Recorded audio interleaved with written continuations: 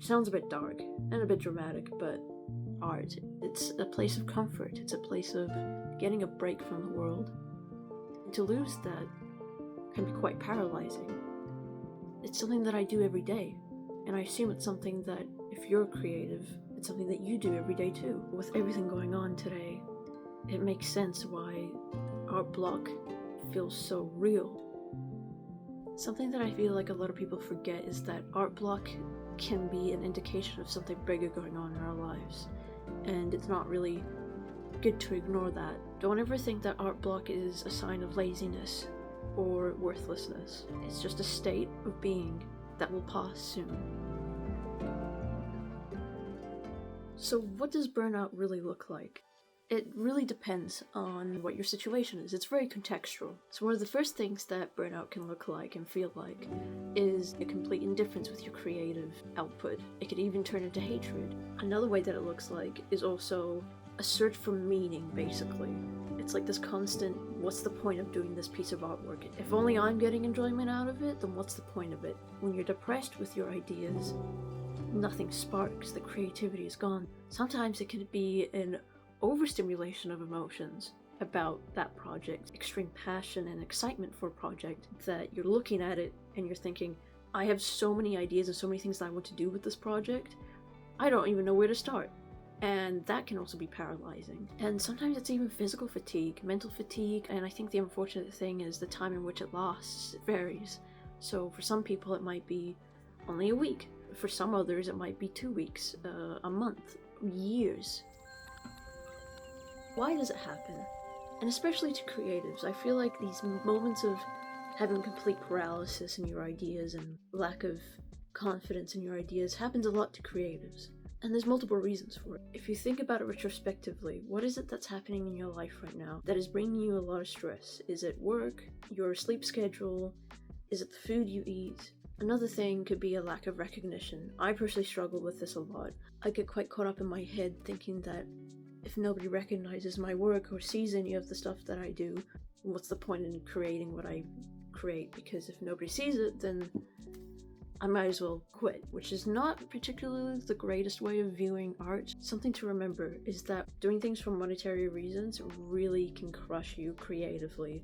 So just, when you're not taking time in between commissions to just doodle for yourself, that can be quite detrimental. But we are living in an age of constant dopamine. Things like TikTok, Instagram, scrolling through reels. Of course it's fun, but the problem with doing that is that you're getting a lot of overwhelming amount of information, be it good or be it negative. There's a lot of overstimulation. And with that also comes the bad habit of comparing ourselves to others, because there's so many artists online. Our phones are essentially an art gallery, and that can be really difficult because the habit of comparing ourselves is probably even more potent today than it ever has been. So that can lead to negative thoughts of perfectionism, because we're thinking, or at least I think, I need to reach this artist's level. Another aspect in your life that could be causing you a creative block is no clear scope for your project. Similar to having an overdose of dopamine,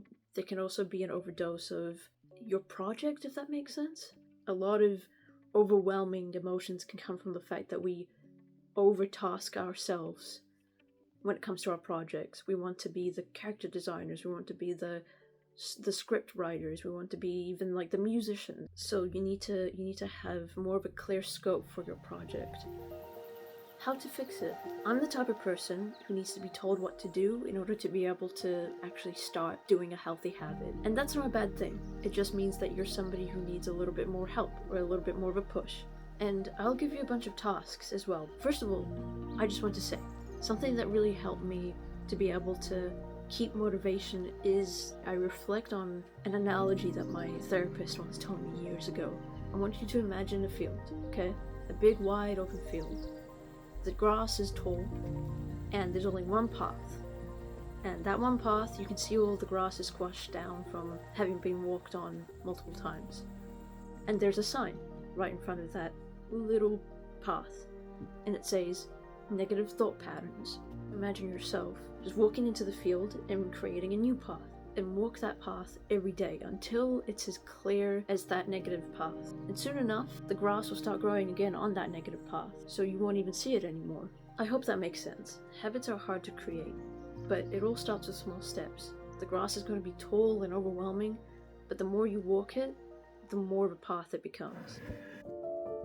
Here's some tasks that could help. Writing a journal, like a diary basically. I feel like a lot of us don't really do enough of is actually talking with your negative feelings and thoughts. It's therapeutic. It's something that we used to do a lot as kids, write a diary.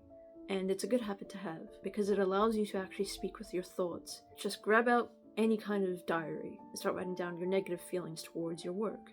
When it comes to the inner critic, it's really hard to reason with it because sometimes it really is just nonsensical. It is worth talking to your inner critic and seeing where is it coming from. You'll find that there's a lot of good that comes out of it.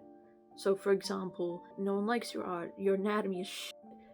Well, maybe my anatomy is something that I need to improve on, and actually, my anatomy isn't that garbage because I've been putting more effort into it. Something that's really good to do that you might have done before, but I want you to do it again. Buy a really cheap drawing book, sketchbook, whatever, paint book, whatever is your traditional medium. Open up the book and write ugly book. I want you to just draw whatever you want. Do this every day for 10 minutes. Don't correct what you're drawing. Just draw circles and shapes and, see where it goes. It doesn't have to be perfect. This is an ugly book. This is where you're supposed to let your mind just be free. Embrace finding shapes out of other weird shapes, Let that imperfection happen. Don't etch at it. If you're coloring out of the outline, color out of the outline. Let it happen.